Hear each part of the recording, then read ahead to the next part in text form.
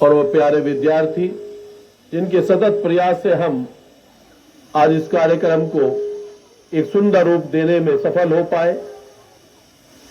विद्यालय प्रांगण में उपस्थित विद्यालय के पूर्व विद्यार्थी, अभिभावकगण, आप सभी का इस अवसर पर अभिनंदन। आज 26 जनवरी का अवसर, हम लोग विद्यालय में पढ़ते हैं, नियमों को फॉलो करना, नियमों को मानना, तभी विद्यालय सुचारू रूप से आगे बढ़ पाता है। उसी तरह से हमारा देश जो अंग्रेजों के चंगुल से आजाद हुआ था, उस समय स्थिति ऐसी थी कि सब जिसको देखो वो अपनी एक अलग दिशा बनाने का प्रयास कर रहा था। चारों ओर अराजकता फैली हुई थी। उस समय की एक महान हस्ती जिसने पूरे देश को उस समय पर जोड़कर रखा, महात्मा गांधी, उन्हें आज के दिन हम नमन करते हैं। आवश्यकता पड़ी इस देश के लिए एक ऐसा संविधान बने कि जिससे इस सारी अराजकताओं को समाप्त किया जा सके और देश एक मुट्ठी में आ सके। उसके लिए एक समिति बनी डॉक्टर राजेंद्र प्रसाद जी की अध्यक्षता में,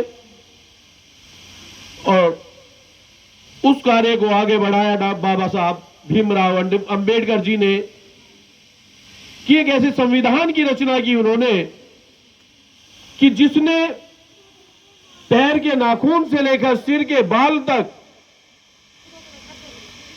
हर छोटी से छोटी बात को ध्यान में रखते हुए उस संविधान का निर्माण किया। धन्य है बाबा साहब।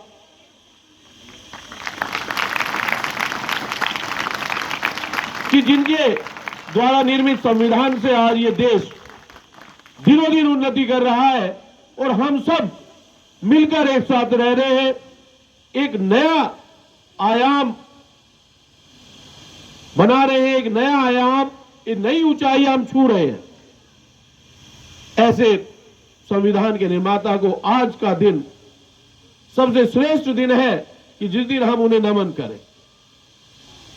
मैं नमन करता हूं डॉक्टर भीमराव अंबेडकर जी को, मैं नमन करता हूं डॉक्टर राजेंद्र प्रसाद जी को, और मैं नमन करता हूं उस सारी टीम को जो इस संविधान सभा में जिसने अपना महत्वपूर्ण योगदान दिया और इस संविधान की रचना की। अपने चाहूं और अभी एक प्यारी बिटिया ने वर्णन किया था चंद्रशेखर से लेकर उधम सिंह का, कि वो उधम सिंह जो एक अनाथ बालक था, और आज अगर हम वर्तमान स्थिति में देखें, जब खूब धन है हमारे पास, हम व्यवस्था नहीं कर पाते कि हम विदेश जा पाए। लाखों में से 1 या 2 विदेश जा पाते हैं। उस व्यक्तित्व ने कैसे प्रयास किया होगा विदेश जाने का, उधम सिंह ने, कि जो अनाथ था, जिसके पास कुछ नहीं था। एक मन का दृढ़ संकल्प उसका कि जाना है, और ये जो जलियांवाला बाग का जो हत्यारा है, इस हत्यारे की हत्या करनी है, इसका वध करना है। कैसे भी प्रयास करके उधम सिंह वहां पहुंचे और उन्होंने उस हत्यारे का वध किया। चंद्रशेखर आजाद, आजाद नाम आते मूंछों पर अपने आप बैठा आ जाता है, तुरंत हाथ मूंछ पर पहुंचते हैं। ऐसे महान वीरों को नमन। जब तक जीऊंगा अंग्रेज मेरे शरीर पर हाथ नहीं लगा सकते, और उस वायदे को निभाया। ऐसे महान चंद्रशेखर आजाद को हम नमन करते हैं। भगत सिंह चाहता तो असेंबली में जब बम फेंका, निकलकर बचकर निकल जा सकता था, लेकिन कहना कि मैं सोती हुई भारत की जनता को जगाने के लिए अपना बलिदान देने के लिए तैयार हूं। हमें जगाने के लिए उस महान वीर ने अपना बलिदान दे दिया। हम तो ऐसे महान वीरों की संतान हैं। जिधर देखे उधर ही एक नई दिशा दिखाई देती है। सुभाष चंद्र बोस, वो हिटलर, उस समय का महान शासक कि जिसके सामने बड़ी बड़ी शक्तियां भी थर थर कांपती थी, उस हिटलर की आंख में आंख मिलाकर अगर पूरे विश्व में कोई बात कर पाया तो वो सुभाष चंद्र बोस थे। धन्य है ऐसी महान हस्ती कि वो भी हमारे पूर्वज है।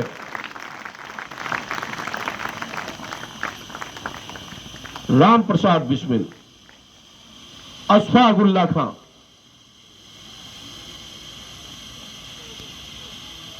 ऐसी अटूट दोस्ती कि जिसकी आज भी शाहजहांपुर के क्षेत्र में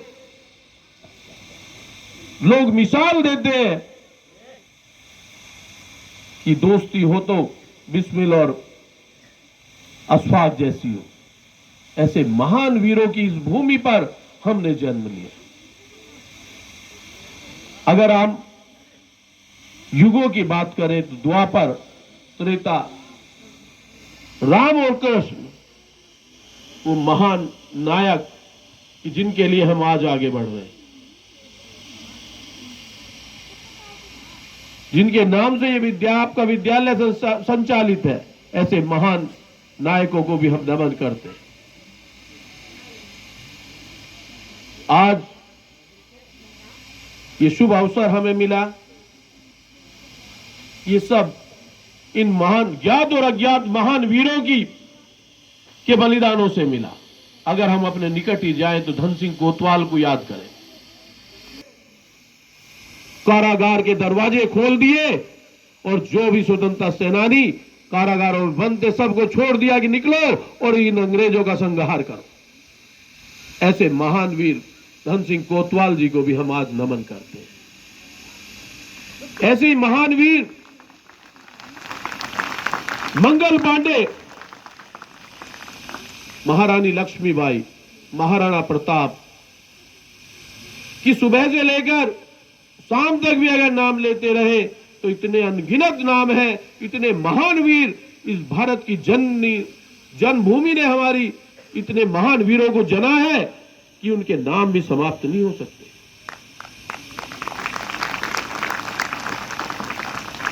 हम उन्हीं की संतान हैं।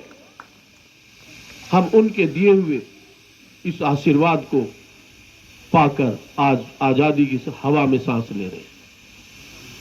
हम सब अपना सर्वस्व बलिदान कर दे उनकी इच्छाओं के लिए। उनका ये कहना कि हम कर चले हम विदा न जाने तन साथियों, अब तुम्हारे हवाले वतन साथियों। अगर आज विकास की बात करें तो हम देख रहे हैं चित्र एपीजे अब्दुल कलाम साहब का, एक ऐसा महान व्यक्तित्व कि जिसने हमें मिसाइल के क्षेत्र में पूरे विश्व की टक्कर पर खड़ा कर दिया। नमन है ऐसे महान वीरों को भी।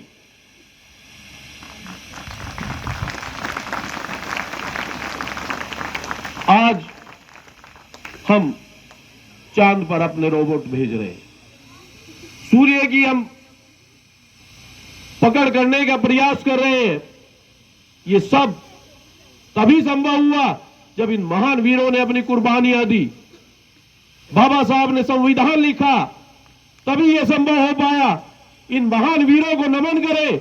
अगर आप आज आने वाले समय को एक सुखद जीवन जीना चाहते हैं तो इन वीरों को नमन करें और प्रयास करें। इन जैसा नहीं तो अपने आप को ऐसा बना ले कि आपका भी कहीं ना कहीं चित्र लगा हुआ हो, आपको भी दुनिया याद करे। सचिन तेंदुलकर एक ही हुआ है, दूसरा सचिन तेंदुलकर नहीं होता। तो ये भी एक ही हुए हैं, ये दूसरे नहीं हो सकते। लेकिन आप ऐसे हो सकते हैं कि आपके लिए भी ये कहा जाए कि ये अकेला ही है, इस जैसा कोई दूसरा नहीं हो सकता। लगातार मन में दृढ़ विश्वास रखें, इच्छा को प्रबल रखें, हमेशा सोचते रहे कैसे मैं आगे बढ़ सकता हूं, जो मिले उसका उपयोग करूं कि कैसे मैं ऊंचाइयों को छू सकता हूं, चाहे खेल का क्षेत्र हो, चाहे विज्ञान का क्षेत्र हो, चाहे लिटरेचर का क्षेत्र हो, कोई भी क्षेत्र हो, उस क्षेत्र में हमें आगे बढ़ाना। आज प्यारे प्यारे बच्चों के द्वारा बड़ी शानदार प्रस्तुति दी गई। किसी एक का नाम लूं तो बाकी सबके साथ अन्याय होगा। सभी को ढेर सारी शुभकामनाएं कि आने वाले समय में और जोशो खरोश के साथ वो आगे बढ़े। ये दो प्यारी बिटियाएं, अगर प्यार से कहूं तो दो बंदरियाएं, ये मेरे पीछे खड़ी है। ये आज जब इन्होंने साड़ी बांधी तो मुझे भी डर लग गया कि बिटिया इतनी बड़ी होगी। तो इन्होंने भी शान अपना जो कार्य है उसे बड़े बखूबी निभाया। उसके लिए ढेर सारा आशीर्वाद इन दोनों प्यारी बिटियाओं को और सभी को। कक्षा 9 की बिटियाएं जिन्होंने ये सारी व्यवस्था, कक्षा 11 के बेटे जिनके द्वारा ये सारी व्यवस्थाएं की गई, उनको भी ढेर सारा आशीर्वाद, ढेर सारा प्यार।